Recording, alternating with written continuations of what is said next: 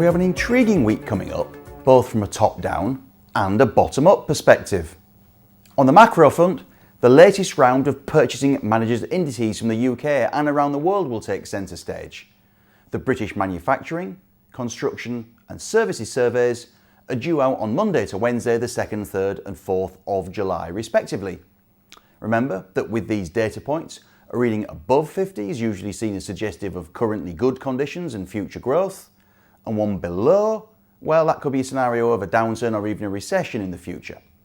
The scores released in early June for May were 54.4 for manufacturing, 52.5 for construction, 54 for services. So manufacturing has been consistently in the mid-50s for some time, while construction and services both look to have recovered a little bit from the spring dip caused by Storm Emma. This chart shows all three surveys back to the EU referendum vote in June 2016. The other big macro item of the week comes in the form of the latest job growth, unemployment and wage increase figures from the USA, all of which are due on Friday the 6th of July.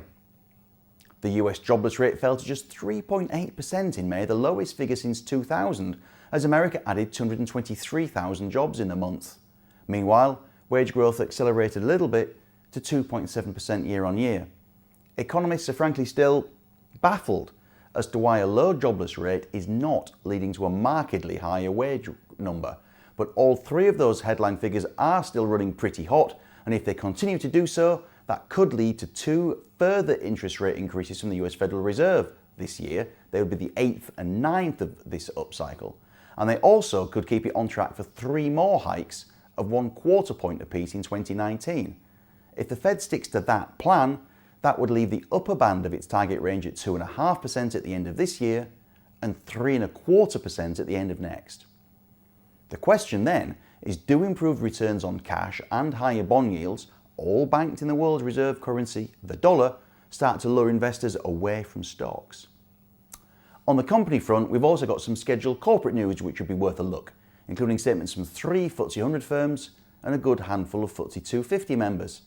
They include interims from brownfield land developer St Modwin on Tuesday the 3rd of July, a trading statement from both Sainsbury and retailer Topps Tiles on the 4th, and trading updates from Primark and British sugar owner Associated British Foods, Bovis Homes and also retailer Superdry on Thursday the 5th. But I suspect that the company most capable of causing a fuss in the week ahead will be FTSE 100 house builder Persimmon, when it unveils a first half trading update on Thursday the 5th of July.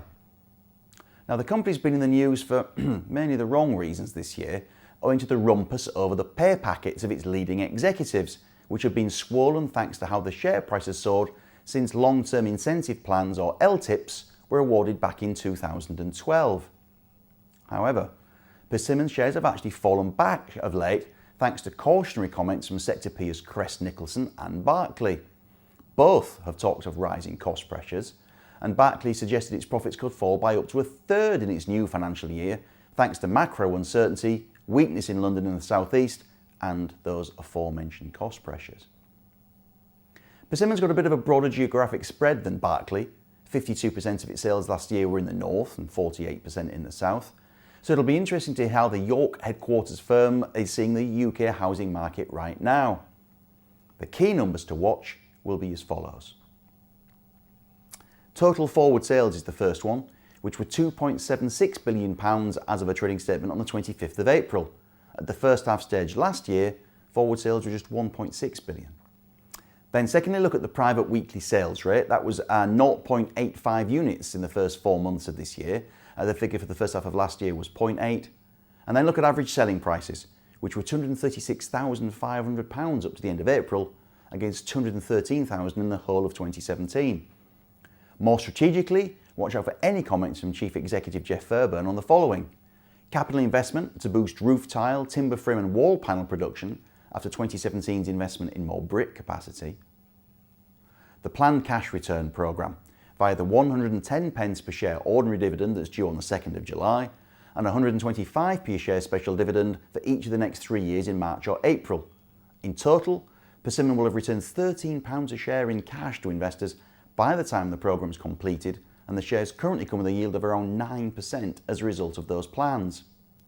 This final graphic shows how the stock stacks up relative to its peers on a yield basis for 2018. Thank you for watching, and I look forward to seeing you next time.